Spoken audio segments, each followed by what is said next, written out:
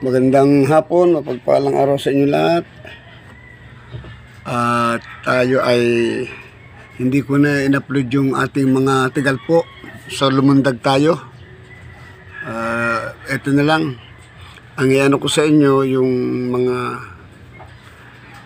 yung kasaysayan ni San Benito. Dala lahat nito, ang San Benito, si San Benito kasi ay kompleto lahat ito. May salason, may sa aswang, may sa mga engkanto, may sa barang, may sa kulam. At para mga mga pandepensa sa ninyo, bukod sa pantigal po ninyo, ito, makita nyo kung ano ang kasaysayan ni San Benito. At kung ninyo may medalyon, kayo. Pero kung ako sa inyo, kayo sa medalyon na tanso, ano na lang yung sinukuan, ipagawa nyong kwintas ni San Benito. May magagaya naman ganyan, 'di ba? May rami diyang yung medalyon na tanso. Kung meron kayong kahoy na sinukuan, yung matitigas na kahoy, ipagawa niyo San Benito, ipaukit niyo. Mas matibay ang sa kalikasan kaysa gawa ng tao. Kasi yung tanso na medalyon, gawa ng tao yan madaling yan. Ibig sabihin, madaling sumpain yan. Simpleng-simple lang. Yung hindi daw pinuputokan ng bala, nakaw, ay kadali. Mga mga madadaling yan. Pero yung sa kahoy, yung kalikasan, kailangan ka muna. Medyo magdebusyon ka muna bago magiba yan. Kasi kalikasan ang gumawa niyang kahoy. Hindi nagagawa ng tao yan. So, kung umuli, kung meron kayo kung gusto nyo ng pandepensa, ito, yung kasaysayan ni San Benito, ibibigay ko sa inyo para kasi maraming hilig dito sa mga engkanto, elemento, sa lason, sa barang, sa kulam, sa demonyo. Ito, kompleto itong kay San Benito. Ito ibibigay ko sa inyo. Pero bago lahat, shout out muna sa inyo lahat. Tayo ay sa 20,000 nating viewers, baka naman yung ating viewers, marami pang hindi nagsusubscribe sa atin. Lambing naman, baka pwede, beke naman. Tapos, yung mga subscriber natin, i-share nyo rin itong mga video natin, para alam nyo na. So, para may nag-aaway naman ka. Andali ha. Para may yung aking mga alagang tandang para may nagsasalpukan. Dahil lang ha. Yung aking mga alagang tandang. Ayun. Wala naman.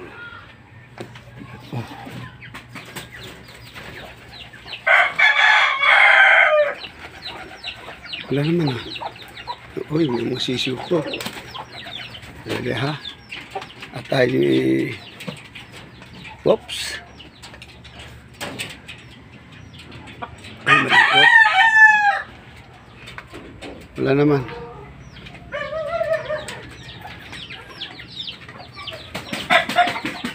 Oops, huwag kang mamalo. Namamalo yan.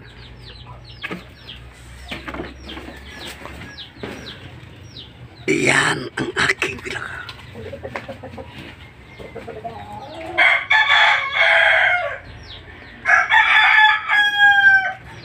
Ito ang aking 25,000. Yan.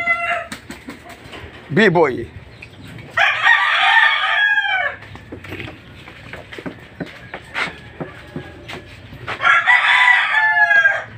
So, aking mga inahin, pinakawalan ko na para tipid sa gastos.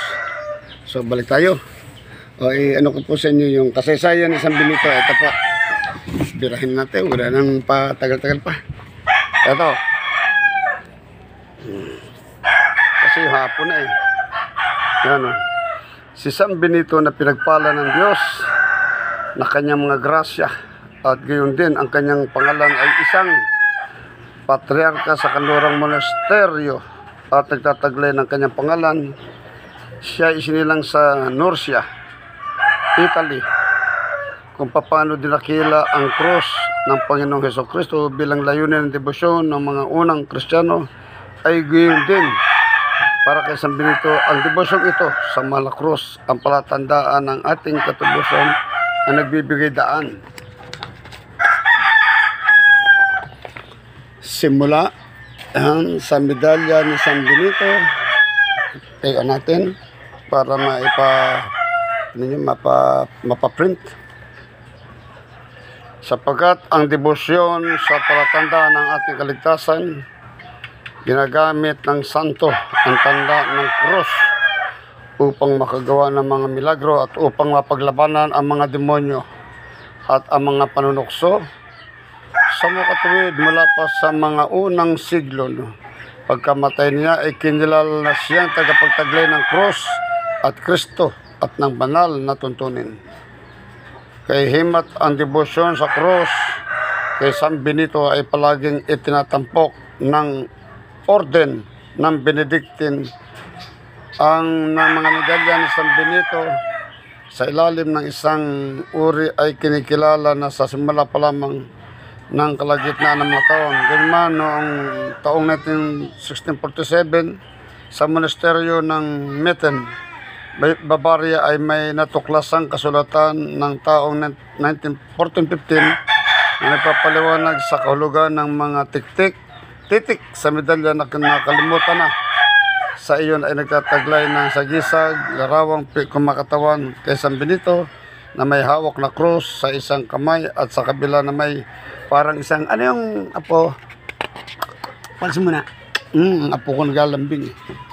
Yan. Bandila. O nilukot na papel sa krus. At papel ay nakasulat ng buong, tayo pala natin. Para ang kahulugan ng mga titik na nakasulat sa medalya, ang pagkatuklas sa nagsagisag, larawan, ang mga talata ay nagsisilbing bagong pampasigla at pagganyak sa higit na maalab na gayon din kay San Benito. Bilang tanda ng dalawang debosyon, ang mga ito ay pinamamahagi sa mga tao. Ang marami ay pambihirang pagpapala o tulong na natamo sa pamamagitan ng banal o paggamit niyon ay nagpalaganap sa malawakang pagkalat noon sa lahat ng sulok ng Europa. Sa wakas, noong 1741, si Papa Benedict XIV ay napakilos na ipinamalas ng Diyos sa pamamagitan ng medalya ay formal na pinagtibay at sinang-ayunan at pinagyaman sa pamamagitan ng maraming indulhensya. Sa kasalukuyan ay may dalawa tayong uri ng medalya. Ang una ay yaong inilarawan at pinagtibay ni Papa Benedict XIV na matatagpuan sa iba't ibang hugis at kilas sa taguring karaniwang medalya. Ang dalawa ay yaong tinatawag na Jubilee. Hindi po Jollibee, Jubilee. Tawa po ko eh. Or Centenant Medal na ginawa noong 1880 bilang pag-alala sa ika-1,400 karawan ni San Benito. Noong 1877 ay pinagtibay at sinang-ayon ni Papa Pius IX ang disenyo o dibuho ng bagong medalyang ito. Gayon din, pinagdaan din niya ito ng maraming indulhensya ng iba yung kahigitan sa ipinagkaloob na. Ang uring ito ng medalya ng Karawan, Jubilee Medal na pinagawa sa kapangyarihan o utos ng Arcabay ng Monte Cassino ay may karapatan sa mga natataping indulhensya. Bukod sa pagtataglay ng medalya ay may kinakailangan pang gawin tulad ng pangkukumpisal, pagkukumunyon at paggalaw sa simbahan ay ipinag-uutos. Sabi mo, Mama, si kape dos tatay. Kape, sabi mo. Ang Jubilee Medal ni San Benito ay may larawan sa isang mukha ng banal na patriarka na may hawak ng isang kamay ng krus, at sa kabila naman ay banal na tuntunin, Holy Rule. Sa kabila nito ay makikita ang krus na may nakasulat ng mga titik, at gayon din sa paligid dito mga titik na yon sa katunayan ay mga maikling panalangin na palagi sinasambit ni San Benito. Ang mga titik sa mga anggulo ng krus, CSPB. Ibig sabihin, Cruz Sancti Patris Benedicti, ang krus na banal amang Benito. Sa patayong bahagi ng krus ay CSSML, Cruz Sacrasit Mihi Lux, ayan, na may na maging sulo ko, banal na krus. Tandaan nyo ha, yan ay mga meaning sa Tagalog na.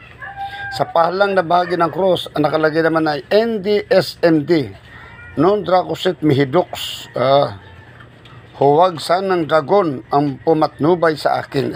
Yun ang mga Tagalog niyan.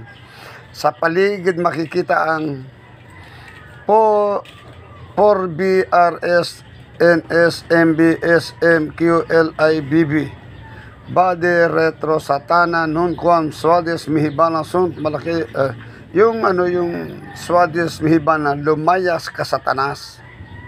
Huwag mo akong payuhan ng mga palalong bagay. Yun namang sunt malaki libas, ipse binina bibas, ang tasang inaalok mo sa akin ay masama, ikaw ang uminom ng laso na yan. Ang mga salitang ito, ang mga kasing hulugan nito, ang maaring ginamit ni San Benito nung gumagawa siya ng tanda ng krus laban sa demonyo at sa panuntukso nito. Sa itaas ng krus ay makikita ang salitang Pax, yung ang meaning po niyang kapayapaan, peace. Sa pinakasalawikain ng orden ng Benedictine, nagpapahayag ng biyaya ni dudulot na medalya sa nagsasabit nito. Sa gawing kanan ni San Benito ay ang makamandag na tasa, poison cup na parang ginulo ng tanda ng krus ng ginawa ng santo. Sa ibabaw nito sa gawing kaliwa ay may raben na nasa anyong lilipad ang isang makamandag na tinapay na ipinadala na sa banal na patriarka. Sa itas ng raben at ng tasa ay mababasa ang sulat nito, Cruz Sancti Patris Benedicti, ang krus na mahal ng Amang Benito. Ayan, paligid ang gilid ay ang mga salitang, ayan Ios in obitum nostro, presensya mo niya more. Sa oras ng aming kamatayan, naway ipagtanggol kami ng kanyang pagdalo. Sa gawing ibaba ay mababasa ang XS Monte Cassino, ang AB ng Monte Cassino 1880, Novena Prayer Street, St. Benedict.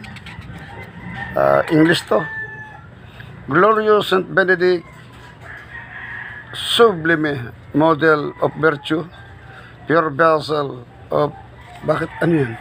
Ay, mali pala, sorry, natiklo pala. Ayan, Pure Vessel of God's Grace, behold me, humbly kneeling at your feet. I implore you in your loving kindness to pray for me before the throne of God. To you I have recourse in the dangers that daily surround me. Shield me against my selfishness and my indifference to God and to my neighbor. Inspire me to imitate you in all things. May your blessings us with me always, so that I may see and serve Christ and others work for His kingdom. Graciously obtain for me from God those favors and graces me, which I need so much in the trials, miseries, and application of life. Your heart was always full of love, compassion, and mercy toward those who were afflicted or troubled in any way. You never dismiss without consolation, and assistance anyone who had recourse to you. Therefore, invoke your powerful intercession, confident in the hope that you will hear my prayers and obtain for me the special grace and favor I earnestly implore. Mention for petition, help me. Great Saint Benedict, to live and die as a faithful child for God, to run in the sweetness of His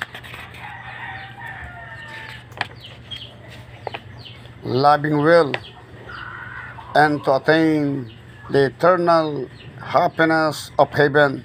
Amen. Susunod na po natin, mahaba na naman. Sa isang araw na po itong konsagrasyon ng medalya. Dadako na po tayo sa konsagrasyon ng medalya. Ito, dapat may isa-isa ito para mas maunawan nyo kung paano nyo gamitin ang Saint Benedict. No? Maunawan nyo ito kasi isa-isa kong itatalakay sa inyo. Makikita ninyo na kung paano natin ang Saint Benedict ay magagamit ninyo. So, isa ito sa libro, isa ito sa mga medalyon ng malalakas. Bibigyan ko kayo ng mga malalakas na ika nga na pwedeng gamitin. Tulad ng Saint Benedict, yan. Ano pa, tapos yung Atardar, yan. At si Metatron, yan. Ano pa ba? Pero para sa akin, yun lang tatlong yun ang malalakas. Kahit kumbate, kahit ano pang labanan, magagamit po ninyo lahat yan. Ayoko naman kayo turuan na ng mga mahihina kasi matagal naman kayong nakikinig at ating naturuan ko na kayo ng step by step. So sa bago pa lang, huwag nyo na akong tanungin ng mga kung ano man yung mga na-i-upload ko na. Para kayo ay hindi na magtatanong, halimbawa kung kayo po ay bagong viewers, huwag nyo na po akong tanungin kung saan ako nakatira. Naka-upload na po yan dyan. Tapos may tanong po kayo na kung ano pa man yung mga tungkol sa mga kulang barang, sa mga sakit, sa bukol. Ito po ang sinasabi ko sa inyo. Kung gusto nyo malaman ng tirahan ko, naka-upload na po yan.